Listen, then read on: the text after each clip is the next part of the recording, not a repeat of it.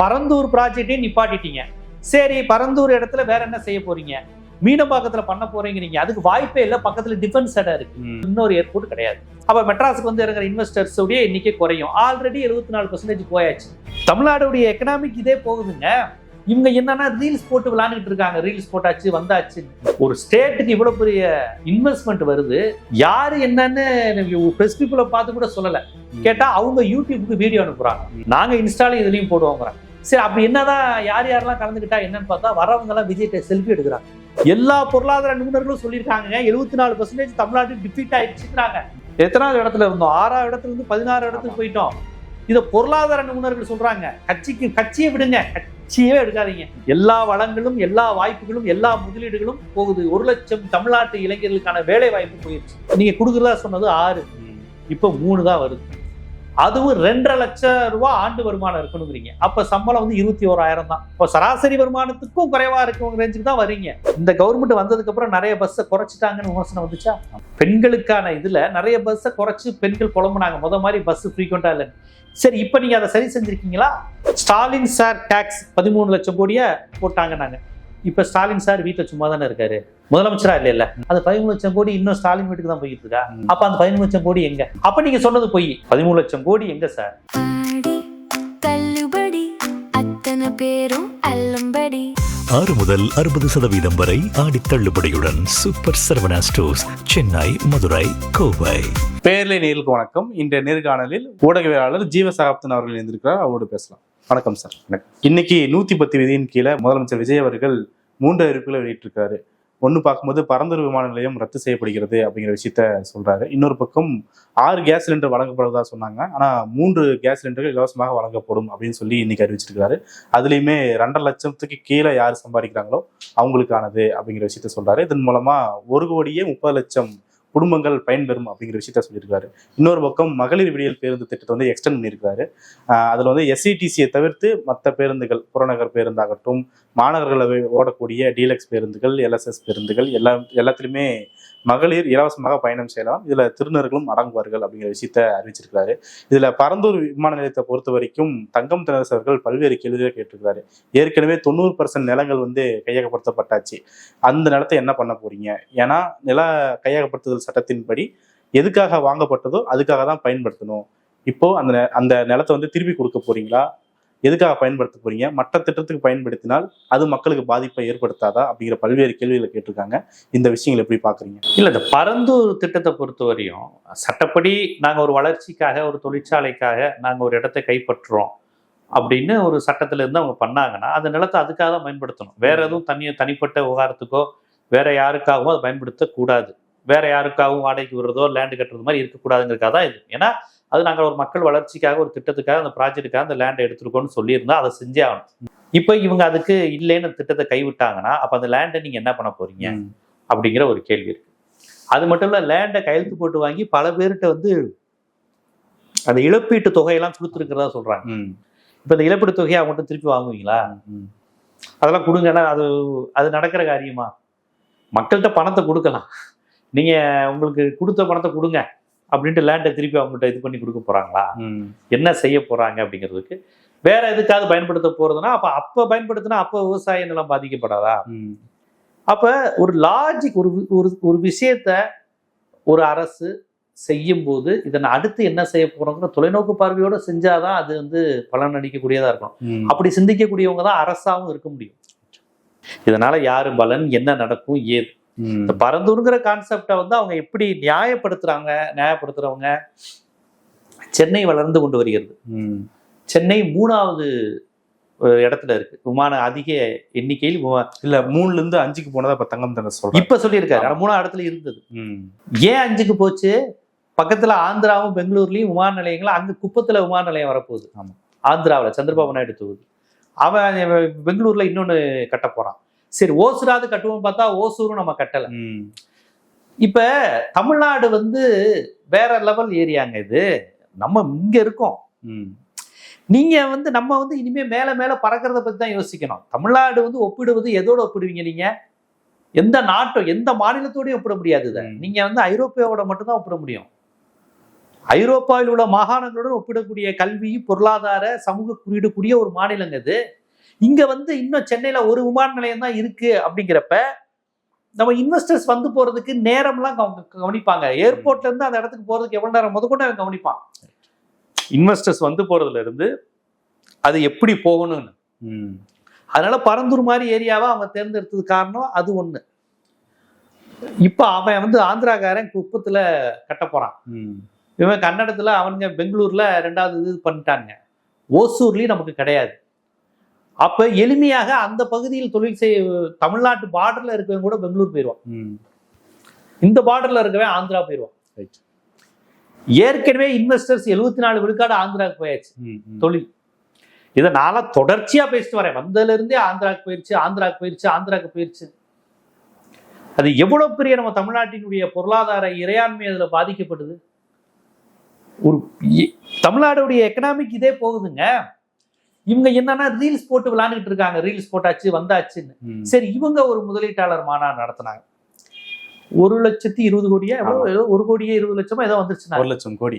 எந்த நிறுவனம் வந்துச்சு, என்ன ஒப்பந்தம் பண்ணுச்சு, என்ன வரப்போறாங்க, அந்த நிறுவனம் வருதுன்னா அதுக்கான கிளஸ்டர் இண்டஸ்ட்ரியல்ஸ் என்னென்ன இருக்கு. அதாவது ஒரு முதலீடு இருக்கும்போது ஒரு நிறுவனம் வருதுன்னா, அந்த இப்போ ஒரு கார் கம்பெனி வருதுன்னா அந்த கம்பெனி வர்றதுக்கு 20 கிளஸ்டர் இண்டஸ்ட்ரீஸ் அந்த என்வாயர்மெண்ட் இங்க இருக்கணும். ஆமா, அது எல்லாம் வசதி இருக்கணும். தண்ணி வசதி இருக்கணும், எலக்ட்ரிசிட்டி இருக்கணும். அந்த பகுதி வந்து படிச்சவன், வேலை செய்யக்கூடியவன், அந்த மாதிரியான நபர்கள் அங்க இருக்கணும். இது எல்லாத்தையும் பார்த்துட்டு தான் ஒரு இடத்துக்கு வருவான். அந்த ரா மெட்டீரியல்ஸ் இதெல்லாம் அந்த மாதிரியான எந்த ஒரு முன்னறிவிப்போ பார்வையோ எதுவுமே இல்லாம இவங்க பாட்டுக்கு போட்டிருக்காங்க. இவங்க கூட்டி வந்த நிறுவனங்கள்னு சில நிறுவனங்கள் பேரை அறிவிச்சாங்க. அந்த நிறுவனங்கள்லாம் 7-8 மாசத்துக்கு முன்னாடி தான் தொடங்கியிருக்கான். அவன் அவ்வளவு பெரிய தொகையை முதலீடா இவங்க போட்டிருக்கானான்னு தெரியல, இல்ல வாய்ப்பு இல்ல. இப்ப அந்த இன்வெஸ்டர்ஸ் பத்தி அவங்களே பேசுறதுல பாத்தீங்கன்னா, ஆமா, அந்த மாநாடை பத்தி இவங்க போட்டாங்க. இப்ப கடந்த ஆட்சி காலத்தில் டிஆர்பி ராஜா, இவர் ஸ்டாலின், இவங்கெல்லாம் அந்த ஃபாரின் போனது, இன்வெஸ்டர் பேசினது, ஏன் இங்க வந்தது, இதை பத்தி பேசிக்கிட்டே இருந்தாங்க. டைட்டில் பார்க் கொண்டு வந்திருக்கோம், மினி ஐடி பார்க் கொண்டு வந்துட்டோம், சிவகாசி பக்கத்துல கொண்டு வந்துட்டோம், தூத்துக்குடியில கொண்டு வந்துட்டோம், சென்னையில ஒரு இந்த சிட்டி சேட்டலைட் நகரம் ஒரு, இதை பத்தி அவங்க பேசிக்கிட்டே இருந்தாங்க. கவனிச்சீங்களா? அவங்க அந்த கான்ஃபரன்ஸ் நடத்தினாங்க. கான்ஃபரன்ஸுக்கு பிறகு அதை பத்தி அவங்க சீக்வன்ஸ், அதோட தொடர்ச்சியை பத்தி டிஆர்பி ராஜாவோ அன்பில் மகேஷோ அன்றைய முதலமைச்சர் ஸ்டாலின் அவர்களோ அதை சொல்லிட்டே இருந்தாங்க. நான் கொண்டு வந்துட்டோம், விக்கிரவாண்டில கொண்டு வந்துட்டோம், விழுப்புரத்துல கொண்டு வந்துட்டோம், இனி இங்க போவேனா 2-3 இது டெக்னோ பார்க், இது 2-3 விஷயங்கள்லாம் கொண்டு வந்தாங்க. இதெல்லாம் வரப்போகுது, இதனால என்னென்ன நடக்க போகுது, சென்னையை நோக்கி நகர்கின்ற எண்ணிக்கை குறையும், சிவகாசியிலே வேலை படிச்சவனுக்கு வேலை வாய்ப்பு, தூத்துக்குடியில வேலை வாய்ப்பு, விராலிமலையில வேலை வாய்ப்பு, இதெல்லாம் நம்ம பேசல, அவங்க பேசினாங்க. பட் இவங்க ஒரு இன்வெஸ்டிங் மீட்டிங் நடத்துறதுக்கு அப்புறம் அவங்களே பேசல. ஆனா வெளியே கேட்டா 1 கோடி வந்துருச்சுப்பா, இப்படி சொல்லிக்கிட்டே இருங்க, அவ்வளவுதான். என்ன வேலை வாய்ப்பு, என்ன எதுவுமே தேவையில்லை. அவங்க பிரஸ் சந்திச்சாங்களா? இல்ல. ஒரு ஸ்டேட்டுக்கு இவ்வளவு பெரிய இன்வெஸ்ட்மெண்ட் வருது, யாரு என்னன்னு பிரஸ் பீப்புளை பார்த்து கூட சொல்லல. கேட்டா அவங்க யூடியூபுக்கு வீடியோ அனுப்புறாங்க. ஏன்னா அவங்க YouTube based party, YouTube Instagram based பார்ட்டிங்கனால நாங்க இன்ஸ்டாலையும் இதுலயும் போடுவோங்கிறோம். சரி, அப்படி என்னதான் யாரெல்லாம் கலந்துக்கிட்டா என்னன்னு பார்த்தா வரவங்க எல்லாம் விஜய்கிட்ட செல்ஃபி எடுக்கிறாங்க. ஒரு கண்டம் விட்டு கண்டம் வந்து முதலீடு செய்யக்கூடிய ஒருவன், அவன் எவ்வளவு பெரிய ஆளா இருப்பான் தெரியுமா? அந்த முதலீடு செய்யக்கூடிய அந்த தொழிலதிபர் எப்படி இருப்பான்னா, சினிமா நடிகனை பார்த்து மயங்க மாட்டான், செலிபிரிட்டிஸை பார்த்து மயங்க மாட்டான். அவன் உலகத்திலே பெரிய கத்து பிடிச்சவனா இருப்பான். தொழிலதிபர்கள்லாம் அப்படி சினிமாவை வச்சு ரீல்ஸ்லாம், அவன் வந்து அந்த மாதிரி நபர்களை உருவாக்குறவன். அவன் 100 செலிபிரிட்டிகிட்ட சம்பளத்தை தூக்கி போடுறவன். அவன் செலிபிரிட்டிகிட்ட வந்து செல்ஃபி எடுக்க மாட்டான். கடந்த ஆட்சியில் வந்த முதலீட்டாளர்கள் எவ்வளவு கர்வத்தோடையும் கெத்தாவும் யாரு என்னன்னு இருந்தாங்க. இங்க வர யாருன்னே தெரியல, வந்து பார்த்தா சிஎம்கிட்ட செல்ஃபி எடுக்க. அப்ப விஜய்கிட்ட செல்ஃபி எடுக்கிறாங்கன்னா அவங்க யாரு என்னன்னே எனக்கு புரிஞ்சுக்க முடியல. தொழிலதிபர்கள் இப்படி இருப்பாங்களா? குரூப் போட்டோ எடுக்கிறது வேறங்க, இந்த செல்ஃபி எடுத்துக்கிட்டேன் எங்க வீட்டுல போய் எங்க அம்மா அப்பாட்ட காமிப்பேன்னு சொல்ற லெவல்னா அவர் எப்பேற்பட்ட இன்வெஸ்டர்ஸ் எனக்கு தெரியல. சோ இப்ப எனக்கு இந்த இடத்துலதான் சந்தேகம் வருது. பரந்தூர் ப்ராஜெக்டையும் நிப்பாட்டிட்டீங்க, சரி பரந்தூர் இடத்துல வேற என்ன செய்ய போறீங்க, மீனம்பாக்கத்துல பண்ண போறீங்க, அதுக்கு வாய்ப்பே இல்லை, பக்கத்துல டிஃபென்ஸ் இடம் இருக்கு. அப்ப நமக்கான தொழில் வாய்ப்புகளும் முதலீடுகளும் வழிந்து ஆந்திராவிற்கு போவதற்கு நீங்க வழி வகுக்கிறீங்களா? வேற இடத்துலயும் இடங்களை பார்த்துட்டு இருக்குன்றாரு. இனி எங்க பார்ப்பாங்க என்ன? ஏன் ஒரு ப்ராஜெக்டை நீங்க வந்து கன்க்ளூட் பண்ணும்போது இன்னொரு இடம் பார்க்கறதுக்கு முன்னாடியே மூடுவீங்களா? அப்ப ஏர்போர்ட் கிடையாதா? இல்ல ஏதாவது ஒண்ணு தெளிவா சொல்லுங்க. நான் என்ன கேட்கிறேன், ஏர்போர்ட் வேணும் வேணாங்கிற முடிவுல தெளிவா கூட இருங்க. விவசாயிக்கு விட எனக்கு ஏர்போர்ட் வேணாம் அப்படி ஒரு முடிவு எடுங்க. விவசாயம் முக்கியம்ப்பா, ஆனா அதை விட ஒட்டுமொத்த வளர்ச்சி முக்கியம், ரெண்டையும் பார்க்கணும் அப்படி ஒரு முடிவு எடுங்க. அப்படி எந்த முடிவுமே கிடையாது. ஏன்னா இவங்களுக்கு போன ஆட்சியில அதை வந்து அந்த மக்களுடைய எமோஷனல்ல மார்க்கெட் பண்ணணும். திமுக அரசினுடைய எதேச்சதிகார விவசாய விரோத போக்கு அப்படிங்கிறத கேப்சர் பண்ணணும். அண்ணன் விஜய் வந்துட்டாரு, ஹீரோ மாதிரி வந்து உங்களை காப்பாத்துருவாரு. அதுக்காக இவங்க இப்படி பண்ணிருக்காங்க. சரிப்பா, நீங்க விவசாயிகளை காப்பாத்திட்டீங்க, கத்தி படத்துல வேற நடிச்சிட்டீங்க, நீங்க காப்பாத்துங்க. இப்ப அந்த இடம் எங்க? ஓசூர்ல ஏர்போர்ட் எங்க? பரந்தூர்ல ஏர்போர்ட் எங்க? அப்ப குப்பத்துக்கு போறதுக்கு தான் நீங்க ரெடி பண்றீங்க. குப்பத்துக்கு ஏர்போர்ட் ரெடி, அங்க பிரச்சனை இல்ல. ஓசூர்ல ஏர்போர்ட், 2வது ஏர்போர்ட் இருக்கு. அப்ப மீனம்பாக்கத்தையும் எக்ஸ்டெண்ட் பண்ண முடியாது, இன்னொரு ஏர்போர்ட் கிடையாது. அப்ப மெட்ராஸுக்கு வந்து இறங்குற இன்வெஸ்டர்ஸ் உடைய எண்ணிக்கை குறையும். ஆல்ரெடி 74% போயாச்சு. இப்ப உலக அரங்கில் தமிழ்நாடுங்கிற அந்த பிம்பம் ஆல்ரெடி முதலீட்டாளர்கள் மத்தியில் உடஞ்சு விழுகுது. ராயல் என்ஃபீல்டு பைக் புருன்னு ஓடிடுச்சு. தூத்துக்குள்ள இருந்து அவன் அங்க போயிட்டான், ஆந்திரா போயிட்டான். அப்ப வந்து எனக்கு புரியல, திருப்பதியில வர வருமானம் எல்லாம் ஆந்திராக்காரங்களுக்கு, நமக்கு போனா லட்டு கிடைக்கும் தமிழனுக்கு. குப்பத்திலையும் சரி பெங்களூர்லயும் சரி 2வது விமான நிலையம் வருதுன்னு சொல்றாங்க இல்லையா? அதை பத்தி சட்டமன்றத்துல பேசும்போது தொழில்துறை அமைச்சரான கீர்த்தனா அவர்கள் வந்து இது வந்து சோசியல் மீடியால இருந்த கருத்துக்கள் வந்து பேசாதீங்க, அது பொய் அப்படிங்கிற விஷயத்த சொல்றாங்க. யாரு? சந்திரபாபு நாயுடும் சிவகுமாரும் போய் சொல்றாங்களாமா? இது கடந்த ஆட்சியில இருந்தே இருக்கே. அவங்க ஸ்டேட் டெவலப் அவங்க பண்ணிட்டு போயிட்டு தான். நான் என்ன சொல்றேன், அவங்க அப்படி பண்ணும்போது அதோடைய அட்ஜஸ்டன்ட் ஏரியால இருக்கக்கூடிய ஓசூர் போன்ற பகுதிகளில், பரந்தூர் போன்ற பகுதியில் நம்மளும் இன்வெஸ்டர்ஸை ஈர்க்க பண்ணணும். இப்ப அந்த அவனுக்கு வந்து தமிழ்நாட்டுக்கு தாய்நில தமிழர்களின் பொருளாதாரத்தை உயர்த்துவேங்கிற லட்சியம் எந்த இன்வெஸ்டருக்கும் இருக்காது. அவனுக்கு எங்க தண்ணி வசதி, எலக்ட்ரிசிட்டி வசதி, கிளஸ்டர் இண்டஸ்ட்ரீஸ் எங்க இருக்கு, லா அண்ட் ஆர்டர் எப்படி இருக்கு, கவர்மெண்ட் ஸ்டேபிளா இருக்கா, இது எல்லாத்தையும் பார்ப்பாங்க. இன்வெஸ்டர்ஸ் வந்து இப்ப தமிழ்நாட்டுக்கு வரப்போறான்னா தமிழ்நாடு ஹிஸ்டரி முதல்ல போயிடும். அவனுக்கு போலீஸ் எப்படி இருக்கும், கண்ட்ரோல் எப்படி இருக்கு, லா அண்ட் ஆர்டர், ரவுடிசம், மதக்கலவரம் வராதா? ஏன் உங்களுக்கு உத்தரப்பிரதேசத்துல பீகார்ல இன்வெஸ்டர் போக மாட்டேங்கிறான்? ஏதா ஒன்னா டக்குன்னு கிறிஸ்டின் போய் சர்ச்சை அடிச்சிருவான், முஸ்லீம் அடிச்சிருவான், இந்து முஸ்லீம் சண்டை வரும். தமிழ்நாட்டுல அப்படி ஒரு சண்டை வரவே வராது. நீங்க ஜென்மத்துக்கும் ஒரு இந்து கிட்ட போய் முஸ்லீம் இருப்ப விதைக்கவே முடியாது தமிழ்நாட்டுல. ஒரு இந்து கல்லர்ட்டியோ, இந்து நாடார்ட்டியோ, இல்ல இந்து பல்லர்ட்டியோ, இந்து எந்த சாதியவனா இருக்கட்டும், முஸ்லீம் வெறுப்பு அவனால விதைக்கவே முடியாது. அவன்கிட்ட வந்தா நீங்க பிஜேபி வெறுப்பு, திமுக வெறுப்பு, கட்சி வெறுப்பு, கட்சி சண்டை தான் இருக்குமே ஒழிய முஸ்லீம் வெறுப்பை விதைச்சு ஒரு பள்ளிவாசலை இடிக்க வைக்க தமிழ்நாட்டை முடியவே முடியாது. இது எப்பவுமே மத சண்டை வராது. அதனாலதான் இங்க இன்வெஸ்டர்ஸ் வரான். ஏன் உங்களுக்கு பீகார் போக மாட்டேங்க? ஒரு தடவை ஊபியில இன்வெஸ்டர் மீட்டிங் நடத்தினாங்க. இன்வெஸ்டர்ஸ்லாம் என்ன தெரியுமா பண்ணாங்க? லஞ்ச் பீரியட்ல சப்பாத்திக்கு அடிச்சுக்கிட்டாங்க. இவங்க இன்வெஸ்டர்ஸா வந்து பயங்கர காமெடி ஆயிடுச்சு. ஒரு இன்வெஸ்டர் மீட்டிங்ல இன்வெஸ்டர் படம் அம்பது பேர் வந்து சப்பாத்திக்கு சண்டை போட்டுட்டு இருக்காங்க. சப்பாத்தி தீர்ந்து போச்சு, வெளியே போய் சாப்பிட்டுக்கோங்கன்னு இருக்காங்க. அப்படி ஒரு investor meeting Yogi Adityanath நடத்தினாரு BJP அவங்க ஊர்ல. அது சீனுக்கு பண்றதுக்காண்டி ஊபிலையும் இன்வெஸ்டர் மீட்டிங் நடத்துறோம் அப்படின்னு. இந்த இன்வெஸ்டிங் மீட்டிங்ல எல்லாரும் செல்ஃபி எடுத்துக்கிட்டு இருந்தாங்க. எனக்கு ஒண்ணுமே புரியல. இப்ப எனக்கு எல்லாத்தையும் பார்க்கும்போது நம்ம பேசும்போது நகைச்சுவையா இருக்கு. உள்ளுக்குள்ள வந்து ரத்த கண்ணீர் வடிக்கணும். தமிழ்நாடு எல்லா வளங்களும், எல்லா வாய்ப்புகளும், எல்லா முதலீடுகளும் போகுது. 1 லட்சம் தமிழ்நாட்டு இளைஞர்களுக்கான வேலை வாய்ப்பு போயிருச்சு. 100 நாள்ல என்னங்க ஆச்சு, 100 நாள்ல என்னங்க ஆச்சுங்கிறாங்களே, இதுதான். எதுவும் சொல்லாதீங்க, 110 நாள் தானே ஆகுது. 110 நாள்ல நாங்க எதுவும் சொல்லல. ஆனா எல்லாமே போய்கிட்டு இருக்கேன். கிட்னி, குடலு, ஈரல், கல்லீரல், இதயம், மண்ணீரல் எல்லாத்தையும் பாடியில இருந்து பாட்டா எடுத்து ஆந்திராவுக்கு வித்துக்கிட்டு தான் நாங்க என்ன பண்றது?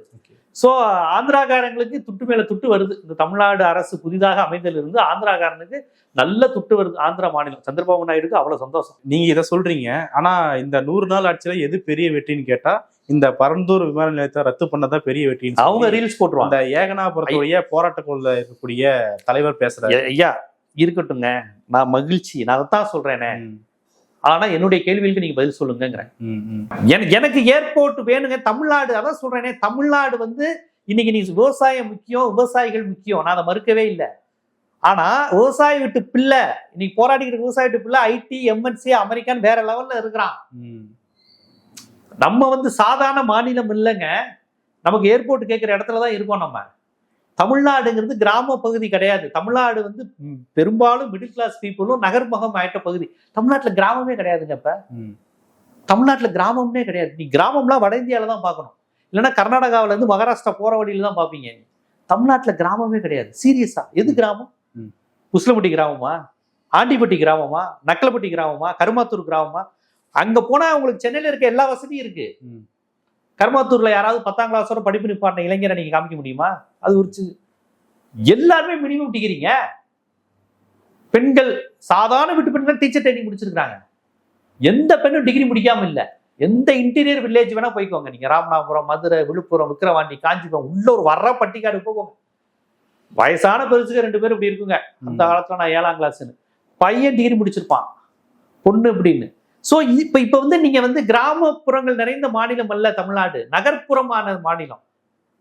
ஓரளவு அப்பர் மிடில் கிளாஸ் லைஃப்லுக்கும் மிடில் கிளாஸ் லைஃபுக்கும் இடைப்பட்ட லைஃபுக்கு வந்துட்டாங்க வாழ்றது. அதனால இப்ப ஒரு 70-60% நடுத்தர வசதி கொண்ட மக்கள் வாழ்றாங்க. அவனுக்கு தேவையான படிப்பு வசதி அடுத்த கட்டத்துக்கு போவதற்கான ஸ்கோப்பை நம்ம செஞ்சு தர வேண்டிய கடமை தமிழ்நாடு அரசுக்கு இருக்கு. இப்போ உட்காந்து நாங்க 10ஆம் கிளாஸ் வரையும் ஃப்ரீயா தரோம், 12ஆம் கிளாஸ் வரையும் ஃப்ரீயா தரோங்கிறது இல்ல. அவன் பிஎஸ்டிக்கு என்ன செஞ்சேன்னு கேட்கறான். கடந்த கால அரசுல தலித் மாணவர்களுக்கு என்றே தனியா ஸ்காலர்ஷிப்ல ஃபாரின் அனுப்பி இருக்கிறாங்க, போய் படிச்சு. அது இப்ப கட்டாயம் இருக்குன்னு சொல்லி வீடியோ எல்லாம் வந்துகிட்டு இருக்கு. கண்டிப்பா நம்ம அடுத்த கட்டத்துக்கு போயிட்டோம். நம்ம நான் என்ன கேட்கிறேன், ஐயா விவசாய பூமியை காப்பாத்தினதுக்கு நன்றி, ஹோல் தமிழ்நாடு. என்னுடைய கேள்வி, அந்த ஆட்சி தொடக்கத்தில் இருந்தே ஆந்திராவுக்கு சாதகமா இருக்குங்கிற சந்தேகம் வருது. ஏன்னா விஷ்ணு ரெட்டி, வெங்கட் நாராயணா தான் தமிழ்நாட்டு பிரதிநிதி, எல்லாருமே தெலுங்கர்கள். அப்புறம் மலையாளி ஒருத்தவங்களை அரங்காவலரா போட்டாங்களே, யார், கல்பாக்கம், ஒரு மலையாளி, கல்பத். எனக்கு புரியவே புரியல. என்னுடைய வரிப்பணத்துல எல்லாமே மலையாளிகளுக்கும் தெலுங்கர்களுக்கும் கன்னடர்களுக்கும் ஏன் வரிப்பணத்துல நீங்க பணம் கொடுத்து அரசு பதவியில வைக்கிறது டவுட்டு. இப்ப குப்பத்துல விமான நிலையம் வருது, எனக்கு பரந்தூர்ல கிடையாது, ஓசூர்ல கிடையாது. அப்ப நீங்க யாருக்கு சாதகமா இருக்கீங்கிற சந்தேகம் எனக்கு வலுக்குது. அதற்குபடியா சிலிண்டர் நீங்க கொடுக்குறதா சொன்னது 6, இப்ப 3 தான் வருது. அதுவும் 2.5 லட்சம் ரூபாய் ஆண்டு வருமானம் இருக்கணுங்கிறீங்க. அப்ப சம்பளம் வந்து 21,000 தான், 20-21,000 தான் கணக்கு வரும் நினைக்கிறேன். அவ்வளவுதான் கரெக்டா வரும். இன்னைக்கு ஆண்டு உங்களுக்கு சராசரியே உங்களுக்கு வந்து 30,000க்கு மேல வருது. நமக்கு 28,000-30,000க்கு மேல ஆண்டு சராசரி வருமானம் தமிழ்நாட்டுல.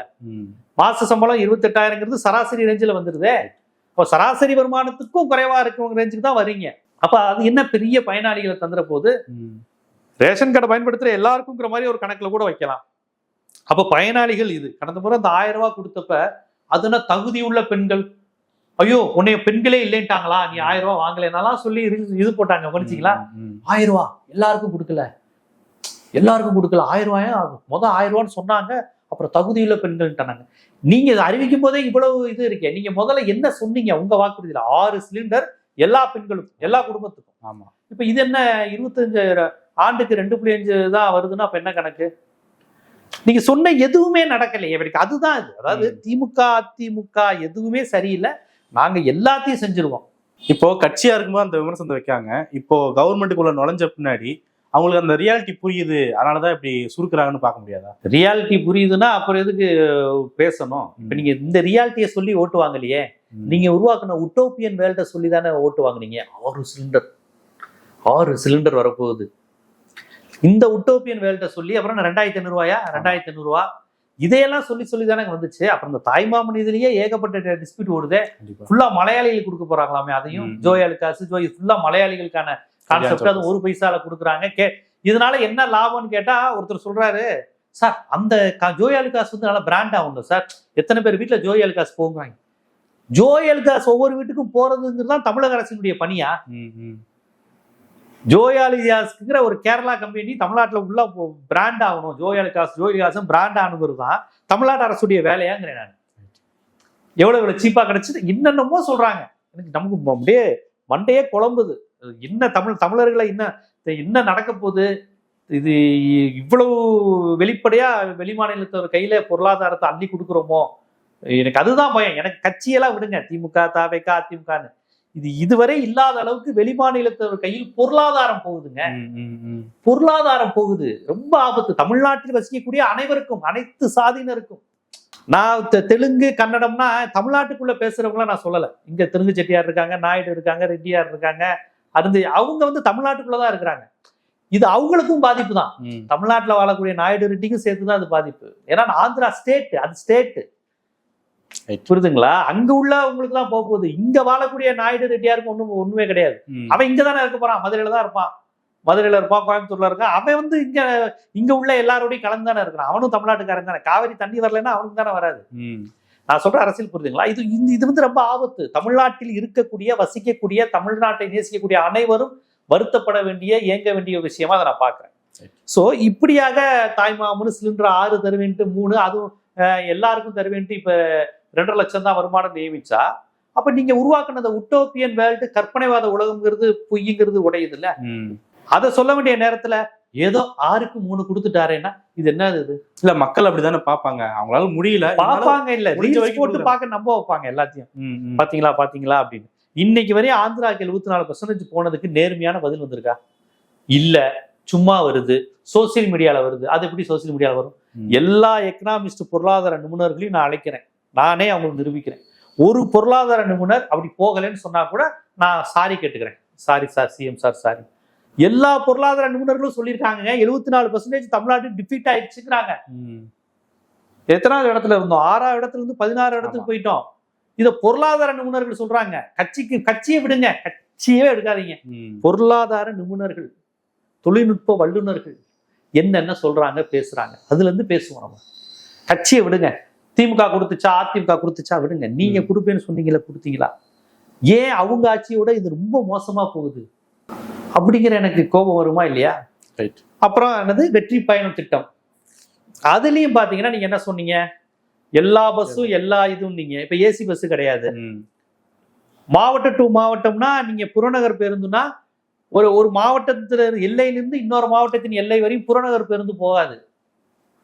அதுக்கு நீங்க வெளியூர் பஸ் தான் பிடிச்சாகும். பாரிஸ் டு எது வரையும் மேக்சிமம் இருக்கு? தாம்பரமா? ஆமா. காஞ்சிபுரம் வரையும் கூட கிடையாது. பாரிஸ் டு தாம்பரம் தான் இருக்குன்னு நினைக்கிறேன். கூடுவாஞ்சேரி தாம்பரம், ஆமா கூடுவாஞ்சேரி வரையும் உண்டு. அதை தாண்டி புறநகர் பேருந்து போகாது. இப்ப காஞ்சிபுரம் நீங்க வந்து இன்னொரு மாவட்டம்ங்கிற கணக்கு வச்சீங்கன்னா காஞ்சிபுரம் வரையும் கிடையாது. செங்கல்பட்டு கூட இன்னொரு மாவட்டம், அது வரையும் கூட பஸ் போகாது. ஆனா ஏதாவது தாம்பரத்துல இருந்து செங்கல்பட்டு காஞ்சிபுரத்துக்கு பஸ் இருக்கும்னு நினைக்கிறேன். ஆமா.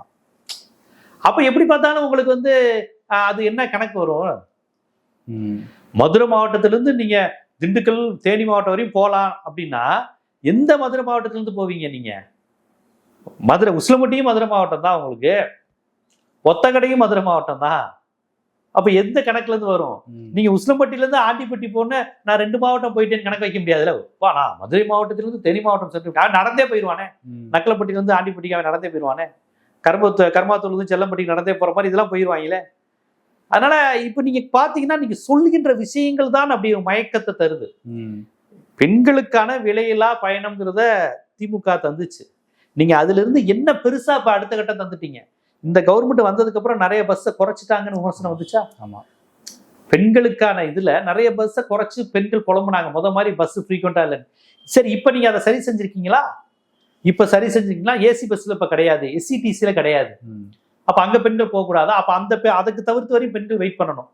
அப்ப அது திமுகவே தந்துருச்சே சார். அப்ப நீங்க என்ன அந்த இல்ல, நான் என்ன சொல்றேன்னா திமுக அதை செஞ்சிருச்சு, அதை விட அதிகம் செய்வேன், அதை சொல்லிதான் ஓட்டு. அதுக்கு தானே ஓட்டு விழுந்துச்சு.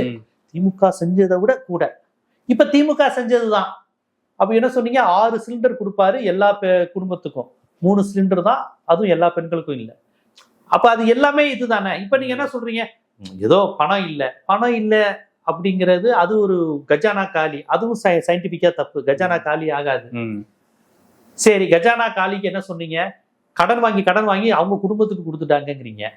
சரி, அப்புறம் நீங்க 3 மாசத்துல கடன் வாங்குனீங்க, அவங்க 5 வருஷத்துல வாங்கின கடன் ஈக்குவலா நீங்க கடன் வாங்குனீங்க. அதுக்கு என்ன விலை கொடுத்தாங்க? கடன் வாங்காம எப்படி கவர்மெண்ட் நடத்த முடியும்? இவங்க சொன்னதுல இருந்தே முரண்பாடு வருதா? கண்டிப்பா. கடன் வாங்கினது தப்புனாங்க, அப்புறம் இவங்க கடன் வாங்காம எப்படிங்க இருக்க முடியுங்கிறாங்க. அப்ப கஜானா காலி அப்படின்னு சொன்னது, அது கஜானா காலிங்கிறது எக்கனாமிக் பாயிண்ட் ஆஃப் வியூல அப்படி ஒரு கான்செப்டே கிடையாது. இவங்க என்ன நினைச்சிருக்காங்க? ஏதோ ஒரு அண்டால பணம் இருந்துகிட்டே இருக்கும், அப்படி எடுத்து கொடுப்பாங்க. அப்படி கிடையாது. இருக்கு ஆர்பிஐ ஸ்டேட் கவர்மெண்ட் ரிலேஷன்ஷிப் பத்தி அவங்களுக்கு தெரியல. எக்கனாமிக் ரிசர்வேஷன் என்னன்னு தெரியல. பொருளாதார அடிப்படையிலான மாநிலங்களுக்கும் ரிசர்வ் வங்கிக்குமான அந்த உறவு பரிவர்த்தனை குறித்து எந்த பார்வையும் இல்லாம ரொம்ப லேமேனா பாமர மொழியில பணத்தை ஃபுல்லா ஸ்டாலின் தீர்த்துட்டாரு, சட்டியை அரிச்சிட்டார், பர்ஸ்ல ஒன்றும் இல்லை. உடனே மக்களும் பணத்தை ஃபுல்லா எடுத்ததுனால பர்ஸ்ல ஒன்றும் இல்லை போட. ஸ்டாலின் சார் டாக்ஸ் 13 லட்சம் கோடிய போட்டாங்க. நாங்க இப்ப ஸ்டாலின் சார் வீட்டுல சும்மா தானே இருக்காரு, முதலமைச்சரா இல்ல. இப்ப வீட்டுக்கு நீங்க அனுப்பிட்டீங்களா? ஓகே, சந்தோஷம் தானே. அந்த 13 லட்சம் கோடி இன்னும் ஸ்டாலின் வீட்டுக்கு தான் போயிட்டு இருக்கா? அப்ப அந்த 13 லட்சம் கோடி எங்க? அப்ப நீங்க சொன்னது பொய். 13 லட்சம் கோடி எங்க சார்? அந்த ஸ்டாலின் சார் வீட்டுக்கு போனா 15 லட்சம் கோடி நான் கொண்டு வருவேன். இப்ப அது யாரு வீட்டுக்கு போகுது? வீட்டுக்கு போகுதா இல்ல அப்படி ஒரு டாக்ஸே ஸ்டாலின் போடலையா? நீங்க தானே சொன்னீங்க. அதுவும் யாரு சொன்னீங்க? நீங்களே சொன்னீங்க. யாரோ அந்த கட்சியில உள்ள சாதாரண பேச்சாளர்ல இன்று முதலமைச்சரா இருக்கிறவரே பேசினார். பாக்குற அது விஜய் ரசிகர்களுக்கெல்லாம் 13 லட்சம் ஒரே குடும்பம் பின்னிட்டாய். இப்படி எல்லாம் வன்மத்தை கக்கி கக்கி தானே சார் ஓட்டு வாங்குனீங்க. நான் ஏன் சொல்றேன்னு புரியுதுங்களா? இதை சொல்லிதான் நீங்க ஓட்டு வாங்குனீங்க. இப்ப நீங்க என்ன சொல்றீங்க? பிராக்டிகல் டிஃபிகல்டிஸ் புரிஞ்சுக்கோங்கிறீங்க. ஒரு கவர்மெண்ட் நடத்துவதில் உள்ள புரிஞ்சுக்கோங்க. நீங்க இந்த கான்செப்டை நீங்க டிஎம்கேக்கு கொடுக்கலையே. இப்ப இதை நீங்க எலெக்ஷனுக்கு முன்னாடி சொல்லிருப்பீங்களா? பாருங்க நாங்க ஆட்சிக்கு வருவோம், ஆனா அப்படிலாம் தர முடியாது, 2.5 லட்சம் கீழே இருக்கணும் தருவோம். இதை நீங்க எலெக்ஷன் முன்னாடி சொல்லுவீங்களா? ஆனா திமுக என்ன சொல்லுச்சோ செஞ்சுச்சா? அதிமுக என்ன சொல்லுச்சோ அதை செய்யும். திமுகவும் அதிமுகவும் தான் சொன்னதை செஞ்சிருக்காங்க சார். இலவச வண்ண தொலைக்காட்சி பெட்டி சொன்னது நடந்துச்சா? ஸ்கூட்டி ஜெயலலிதா அம்மா சொன்னது நடந்து, அது அம்மா இறந்துட்டாங்க ஜெயலலிதா அம்மையார். எடப்பாடி அதுக்கப்புறம் ஏதோ பண்ணாரு, அதுல கொஞ்சம் விஷயமாச்சு. கம்ப்யூட்டர் கொடுப்போம்னு சொன்னாங்களா? ஜெயலலிதா கொடுத்தாங்களா? ஃபர்ஸ்ட் பாஸ் கலைஞர் கொடுப்போம்னு சொன்னாரா? அதெல்லாம் தேர்தல் வாக்குறுதியில கூட இல்லைன்னு நினைக்கிறேன். அப்படி இருந்து கொடுத்தாங்களா? எவ்வளவு விஷயங்கள் அவங்க செஞ்சாங்க. அதிமுக அனைத்து மகளிர் காவல் நிலையம் திமுக கொண்டு அதிமுக அதிகரிச்சது. உள்ளாட்சியில 33% இல்ல 50% ஜெயலலிதா சொன்னதை செஞ்சாங்களா? கலைஞருக்கும் ஜெயலலிதாவுக்கும் என்ன மாதிரி சண்டை நடந்துச்சு? நீ நிறைய செய்றியா, நான் நிறைய செய்றியா? இப்படிதானே சார் தமிழ்நாடு வளர்ந்துச்சு. ஒரு ஈகோ சண்டை இருந்தது. இந்த தலைமைச் செயலகத்தை மாத்தினது, கலைஞர் பேர் வரக்கூடாது, இந்த மாதிரி சண்டைகள் நடந்தது. அது ஏற்கத்தக்கதல்ல. ஈகோ சண்டை நடந்துச்சு. ஆனா வளர்ச்சியில ஆதி திராவிடர்களுக்கு சைக்கிள் கொடுத்தது அதிமுக தானே சார். கொடுப்பேன்னு சொன்னாங்க, கொடுத்தாங்களா? தலித் மாணவர்களுக்கான ஸ்காலர்ஷிப் உதவித்தொகையை திமுக எந்த அளவுக்கு பண்ணுச்சு? திமுகவுக்கு பேரே, நீங்க திமுக வந்தாலே இந்த எஸ்சிகளுக்கு செஞ்சுக்கிட்டே இருப்பாங்க. நீங்க ஊர் சைடு கேளுங்களேன், திமுக வந்தா எஸ்சிகளுக்கு கொண்டாட்டம்பா, அவங்களை செஞ்சுக்கிட்டே இருப்பாங்க. ஆனா இவங்க திமுக என்ன சொல்றாங்க? தலித்துகளுக்கு விரோத கட்சி. எல்லாமே நரேஷன். நம்ம சொல்றது யதார்த்தத்துல இருந்து பேசுறோம், இவங்க யதார்த்தத்தை பேச மாட்டாங்க. பொதுவா அது அப்படி கட்சி. சோ இதை சொல்லியே வந்த கட்சிங்கிறதா என்னுடைய விமர்சனம். வந்துட்டு இப்ப நீங்க செய்யாதப்ப அதை சொல்லிதானே சார் கேட்பாங்க, அதை சொல்லிதானே கேட்பாங்க. அதான் என்னுடைய கேள்வி. இன்னைக்கு தங்கம் தென்னரசு அவர்கள் பேசும்போது ஒரு விஷயத்த குறிப்பிட்டு பேசியிருந்தாரு. நாங்க இந்த பரந்தூர் விமான நிலையத்தை பத்தி பேசுறதுக்காக சிறு கவன ஈர்ப்பு தீர்மானத்தை கொண்டு வந்திருந்தோம். அது விவாதத்துக்கு எடுத்துக்க சொல்லி 110 எல்லாத்தையும் கொண்டு போறாங்க. அது தேவையில்லை. ஜெயலலிதா அம்மையார் செஞ்சப்பே பெரிய விமர்சனம். எல்லாத்தையும் 110 அதாவது 110 என்னன்னா உங்களுக்கு அதை யாருமே விமர்சிக்க மாட்டாங்க, விவாதம் பண்ண முடியாது. பாதிக்கப்பட்டவர்களுக்கு நிவாரண நிதினு சொல்லுவாங்க. இதை யாராவது விமர்சிப்பாங்களா? எல்லாருமே ஏற்றுக்கொள்கிறேன். 7 தமிழர் விடுதலை, பாதிக்கப்பட்ட தொழிலாளர்களுக்கான நிவாரணம், இந்த மாதிரி அறிவிப்பாங்க. 110 விதி ஒரு அரசு அறிவிப்பது மக்களுக்கான. அதை விவாதமே இருக்காது. அதுல பெரும்பாலும் யாரும் மாற்றுக்கிறது வைக்க மாட்டாங்க. பட் பரந்தூர் மாதிரியான விஷயங்கள் இதெல்லாம் வைக்கும்போது இதை ஏன் கொண்டு வந்தீங்க, இப்ப இவங்க மூட போறோங்கிறாங்களே, அது குறித்து ஒரு விவாதத்தை அரசு நடத்தணும். அந்த விவாதம் நடத்தக்கூடாதுன்றதுக்காக தான் இன்னைக்கு முதல் எடுத்தோடனே அந்த அறிவிப்பு வெளியிட்டு. ஆமா, இவங்களுக்கு விவாதமே நடத்துறது இல்ல, எதையுமே பேசக்கூடாது, சம்பந்தம் இல்லாத ஏதாவது. இப்ப கார் அறிவிக்கிறேங்கிறாங்க, எல்லாமே பொய். எல்லார்கிட்டையும் கார் இருக்கு. நான் என்ன சொல்றேன், கார் இருப்பது தப்பு இல்லை. நீ எதுக்கு நான் ஆட்டோல வந்தேன், லவ் ஃபெயிலியர், என்னென்னமோ பேசுறீங்க? புரியுதுங்களா? மக்கள்கிட்ட சப்ஜெக்டை விட்டே வேற எங்கெங்கயோ போக வைக்கிறது, மக்களை ஒரு என்டர்டைன்மெண்டாவே கொண்டு போறது. அது எவ்வளவு பெரிய பாதிப்பு உண்மைத்தன்மையிலிருந்து விலகுது இல்லையா? அதுதான் நமக்கு இந்த இடத்துல கவனிக்க வேண்டியது. பல்வேறு முக்கியமான விஷயங்களை பார்த்தீங்க. உங்களுடைய நேரத்துக்கும் கருத்துக்கும்